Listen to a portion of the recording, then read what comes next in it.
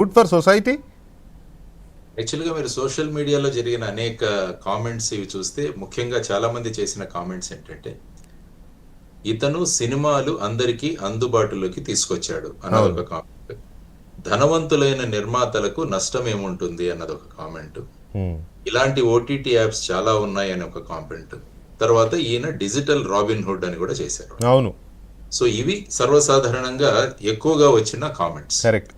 దీని వెనకాల ఏంటంటే మనం సైకాలజీని గమనించాలి. మీరు సైకాలజీ ఒకసారి చదివితే సైకాలజీలో అనేక థియరీస్ ఉంటాయి. వీటిలో మొదటి థియరీ ఏంటంటే మారల్ డిసెంగేజ్మెంట్ థియరీ అంటాడు ఈయన. ఆల్బర్ట్ బెండూరా అని ఒక ఆయన సజెస్ట్ చేశాడు. అంటే ఏంటంటే బేసిక్గా ఇది దొంగతనం కాదు అన్న ఒక థియరీని ప్రపోజ్ చేయడం. రెండవది వచ్చేసి కాగ్నిటివ్ డిసోనెన్స్ అని ఇంకొక థియరీ ఉంది, లయాన్ ఫెస్నర్ అని చెప్పేసి ఇతను సజెస్ట్ చేశాడు. అంటే అతను చేసిన నేరానికి మనసులో మనమే కారణాలు ఇచ్చేస్తాం, అందరూ చేస్తున్నారు కాబట్టి ఇది నేరం కాదు అన్నది ఒక జస్టిఫికేషన్. తరువాత బ్యాండ్ వ్యాగన్ ఎఫెక్ట్ అని ఇంకోటి ఉంటుంది, అది సోలమన్ ఆర్చ్ అని ఒకటి ఇచ్చాడు. అంటే అది గ్రూప్ ప్రవర్తనా భావం, అందరూ చూస్తున్నారు అందరూ చేస్తున్నారు కాబట్టి ఇందులో తప్పు లేదు. తర్వాత ఫైనల్ గా వచ్చేసి రాబిన్ హుడ్ మిత్ థియరీ అని ఇంకొకటి ఉంది సైకాలజీలో, మీరు చదివితే జోసెఫ్ క్యాంబెల్ అని ఆయన సజెస్ట్ చేశాడు. అంటే ధనవంతుల నుండి పేదలకు తీసి ఇవ్వడం ఇది న్యాయం కాబట్టి అతను ప్రజల వాడే అన్న ఒక థియరీ అన్నది సైకాలజీలో వస్తుంది. కాబట్టి బేసిక్గా ఇప్పుడు చాలా మంది ఇతనికి ఇస్తున్న సపోర్ట్ ఏదైతే ఉందో it is attributed to one of the psychological theories. So ఇది ఆల్రెడీ మన సైకాలజీలో థియరీస్ ఉన్నాయి. అవును. ఆ తర్వాత ముఖ్యంగా చాలా మంది చెప్పడం ఏంటంటే ప్రస్తుతం సినిమాలు 100 రోజులు ఆడవు, మాక్సిమం ఆడితే 2-3 వారాలు. 2-3 వారాలు లేదండి ఈ మధ్య కాలంలో, 1 వీక్ ఆడితే చాలా బాగా ఆడినట్టు, 2 days 3 days. అందుకనే ఈ 1 week లో ప్రాఫిట్స్ ఎలా మాక్సిమైజ్ చేసుకోవాలని చెప్పి ప్రభుత్వాలకు రిక్వెస్ట్ చేసి టికెట్ ధర పెంచడం, రెండవది వచ్చేసి నెంబర్ ఆఫ్ షోస్ పెంచడం. దాని ద్వారా సుమారుగా 1000 రూపాయల ద్వారా టికెట్ వెళ్ళిన సందర్భాలు ఉన్నాయి. ఆ తర్వాత థియేటర్కి వెళితే వాటిలో పాటు అక్కడ ఉన్న నీళ్లు కావచ్చు, లేకుంటే కూల్ డ్రింక్స్ కావచ్చు, లేకుంటే పాప్కార్న్ కావచ్చు, ఇవన్నీ కూడా చాలా అధికమైన ధరలు. అందరూ అనడం ఏంటంటే ఒక 3-4 ఫ్యామిలీ వెళ్తే సుమారుగా 5,000 రూపాయలు ఖర్చు పెట్టాలి మేము. సో ఈ విధమైన దీనివల్ల ఇప్పుడు ఈ విధంగా పైరసీ చేసి ఐబొమ్మ రవి మాకు ఇచ్చిన సినిమాకు మేము చాలా తక్కువ ఖర్చు పెడుతున్నాం కాబట్టి అదొక జస్టిఫికేషన్. సో ఇవన్నీ చూసుకుంటే ఈ విధమైన కామెంట్స్ ఏదైతే ఉన్నాయో, అంటే యాక్చువల్గా చట్టపరంగా నేను చెప్పినట్టు ఆ 3 చట్టాల్లో ఇతను చేసిన విషయాలు ఏవైతే ఉన్నాయో అవన్నీ కూడా శిక్షార్హమైన చట్టాలు అవన్నీ కూడా. ఆ తర్వాత ఫైనల్ గా సలీం గారు వాదించడం, ఆ తర్వాత ఫైనల్ గా కోర్టులో ఏమవుతుంది అన్నది వేరే విషయం తీసుకుంటే, ప్రైమ ఫేసి చట్టం తీసుకుంటే ఇతను చేసినవి చట్టం విరుద్ధము అన్నది ఒకటి అవుతుంది. కానీ ఎక్కడైతే ప్రజలు ఈ చట్టాలను వ్యతిరేకించడంలో యాక్టివ్ గా పార్టిసిపేట్ చేస్తారో ఆ చట్టాలను ఇంప్లిమెంట్ చేయడం చాలా కష్టం. ఫర్ ఎగ్జాంపుల్ గ్యాంబ్లింగ్ చట్టం ఉంది మన దగ్గర, ఎందుకంటే నేను మహారాష్ట్ర గురించి మాట్లాడుతున్నాను. మహారాష్ట్రలో గ్యాంబ్లింగ్ యాక్ట్ ఉంది, కానీ చట్టం ఉంది కానీ ప్రజలు విస్తృతంగా గ్యాంబ్లింగ్ లో పార్టిసిపేట్ చేస్తారు. ప్రొహిబిషన్ యాక్ట్ ఉంది చాలా చోట్ల, అంటే సారా మీద. ప్రొహిబిషన్ యాక్ట్ మీద కూడా చాలా మంది వెళ్ళి ఆ ప్రొహిబిషన్ యాక్ట్ ను అందులో పార్టిసిపేట్ చేస్తారు. కాబట్టి దాన్ని ఇంప్లిమెంట్ చేయడం చాలా కష్టం అవుతుంది. For example dowry prohibition act ఉంది, వరకట్న నిషేధ చట్టం, కానీ సమాజంలో ఎలా ఉంది?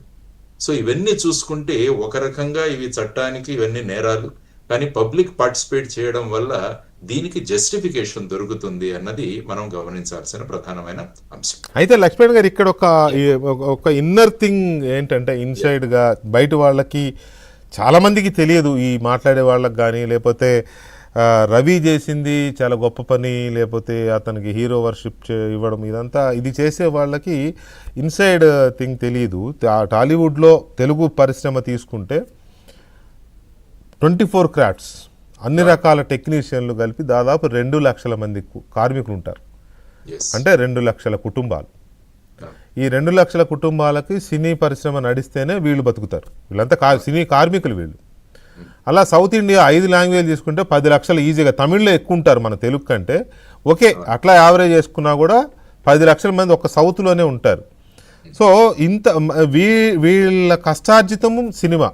నిర్మాతకి లాభం వస్తుందా నష్టం వస్తుందా అంటే మనకు తెలిసి ఈ మధ్యకాలంలో సినిమా నిర్మాతల పరిస్థితులు ఎలా ఉన్నాయో అందులో ఈయన ఒకడు, రవి కూడా ఒక కారణం.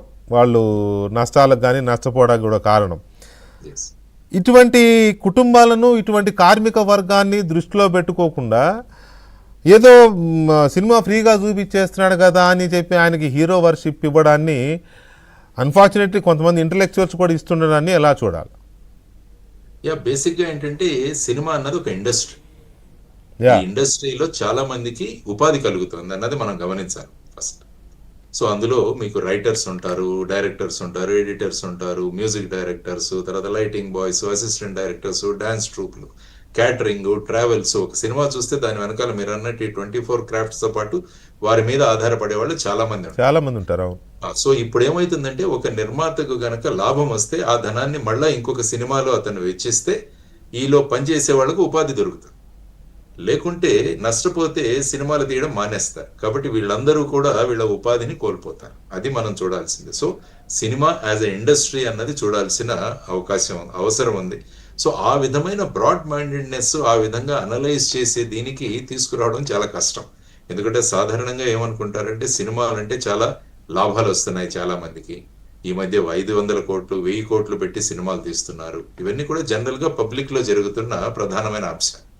సో దానివల్ల ఏమవుతుందంటే అటువంటి సినిమా మాకు 5,000 ఖర్చు అయ్యేది మాకు చాలా సులభంగా దొరుకుతోంది అన్నది ఒకటి. తర్వాత ఏంటంటే ఈ సినిమాల్లో డైరెక్ట్ గా థియేటర్స్ లోకి వెళ్ళి చూసేది ఒక వర్గం అయితే, ఆ తర్వాత కొన్ని రోజులకు దాన్ని ఓటీటీలో అమ్ముకుంటారు వాళ్ళు. మేబీ ప్రైమ్ వీడియో కావచ్చు, హాట్స్టార్ కావచ్చు, లేకుంటే సన్ టీవీ కావచ్చు, ఈటీవీ కావచ్చు, ఇవన్నీ యాప్ ఉంది ఈటీవీ, ఓటీటీలు ఉన్నాయి, ఓటీటీ ప్లాట్ఫామ్స్ ఇవన్నీ. యా కాబట్టి వాటిలో అమ్ముకున్న తర్వాత ఏమవుతుందంటే అందులో ప్రేక్షకులు చూసే దాన్ని బట్టి అందులో కొంత పోర్షన్ నిర్మాతకు మళ్ళా వస్తుంది. సో ఈ రెండు మెయిన్ సోర్సెస్. కానీ ఈ విధంగా పైరసీ జరగడం వల్ల ఏమైందంటే అది సినిమాకు వెళ్లే వాళ్ళు తగ్గిపోయారు, ఓటీటీలో వచ్చే ఆదాయం కూడా నిర్మాతకు తగ్గిపోయింది. కాబట్టి సినిమా ఇండస్ట్రీ యాజ్ సచ్ దాని మీద ప్రభావం పడుతుంది. కానీ ఇండివిజువల్ వ్యక్తిగా నేను చూసుకుంటే నా ఖర్చు తగ్గిపోయింది. నేను పెట్టే డబ్బులు నాకు అంత ఖర్చు పెట్టాల్సిన అవసరం లేదు. సో ఆ విధమైన జస్టిఫికేషన్ జరగడం వల్ల మీరు అన్నట్టు ఇందాక నేను చెప్పిన సైకలాజికల్ థియరీస్ బేసిక్ గా ఈ రాబిన్ హుడ్ సిండ్రోమ్ ఏదైతే ఉందో దానివల్ల ఈ విధమైన ప్రభావాలు జరుగుతున్నాయి అన్నది మనం ప్రధానంగా గమనించాల్సిన అంశం వెంకటకృష్ణ. ఇక్కడ అన్ఫార్చునేట్లీ ఇంకొక కొత్త విషయం నేను గమనించింది ఏంటంటే